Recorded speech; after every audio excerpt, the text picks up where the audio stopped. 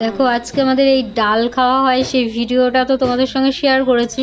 আর এইগুলো দেখো আমাদের সন্ধেবেলা এইগুলো দেয় কি কলার ওই কি কলার খোল দিয়ে আর হচ্ছে ওই আম পাতা দিয়ে পাটখাটে দিয়ে আর আম পাতা আর এইগুলো হচ্ছে মেথি গঙ্গার জল আর আর ওটা কি জানো চন্দন সব দিয়ে একটু চারোদিকে ছিটিয়ে নেয়।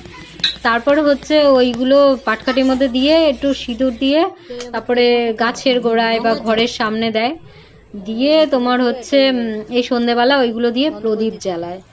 তো তোমার কাদের এরকম নিয়ম আছে, আমার বাপের বাড়িতে নেই, আমার শ্বশুর বাড়িতে এই নিয়মটা আছে। তো তাই তোমাদের সঙ্গে একটু শেয়ার করলাম। তো অবশ্যই কমেন্ট করে একটু জানিও। ভিডিওটা দেখতে থাকো বন্ধুরা।